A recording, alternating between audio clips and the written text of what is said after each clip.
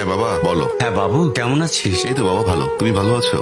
শরীর ভালো, তবে তোকে খুব মনে পড়ছে। ঈদে কি বাড়ি আসবি না? ঈদে বাড়ি আসবো কিনা বলতে পারছি না বাবা। তোমার অ্যাকাউন্টে টাকা পাঠিয়ে দিয়েছি বাবা, আমার প্রমোশন হয়েছে, স্যালারিও বেড়েছে, পুরো 1,00,000। আলহামদুলিল্লাহ। বাবা তুমি তো বলেছিলে পিতৃঋণ কখনো শোধ হয় না। তুমি 26 বছরে আমার পিছনে যত টাকা খরচ করেছো, তুমি কি জানো আগামী 5 বছরে সেই টাকা তোমায় ফিরিয়ে দিতে পারবো। আমার এখন স্যালারি মাসে 1,00,000 টাকা বাবা। ও এই কথা, তাহলে শোন, তোকে একটা গল্প বলি। বলো বাবা। তোর বয়স যখন 4, তখন আমার বেতন 3,000 টাকা। 1200 টাকা ঘর ভাড়া দিয়ে 1800 টাকায় চলে সংসার। আমি আমার সাধ্যমতো সারা জীবন চেষ্টা করেছি তোর মাকে সুখী করতে, প্রতি ঈদে কোরবানি দিতে। তোকে যেবার প্রথম স্কুলে ভর্তি করালাম, সেবারই প্রথম আমরা আমাদের কোরবানি দিতে পারিনি। সে বছর তোর মাকেও কোনো উপহার দিতে পারিনি।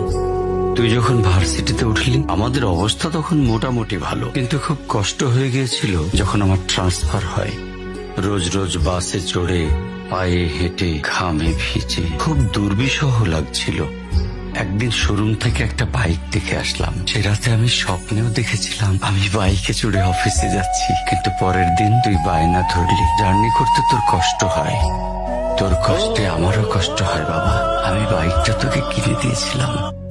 তুই এখন লাখ টাকা বেতন পাচ্ছিস, কিন্তু মনে করে দেখ, আমার সামান্য মাইনে দিয়ে ব্র্যান্ড নিউ মোবাইলে হেডফোন কানে লাগিয়ে সারা রাত গান শুনেছিস, পিকনিক করেছিস, ট্যুর করেছিস। তোর প্রতিটা দিন ছিল স্বপ্নের মতন।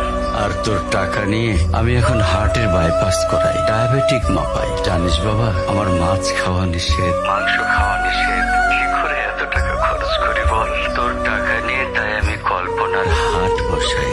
সেই হাটে আমি বাইক চালিয়ে সারা শহর ঘুরে বেড়াই, বন্ধুদের নিয়ে সিনেমা দেখতে যাই, তোর মার হাত ধরে চাঁদনি পশরে সেন্ট মার্টিনের বালুচরে হেঁটে বেড়াই। চুপ করো বাবা প্লিজ, আমি তোমার কাছে চলে আসবো। তোমার টাকা না, আমি তোমার ভালোবাসা তোমায় ফিরিয়ে দিব বাবা।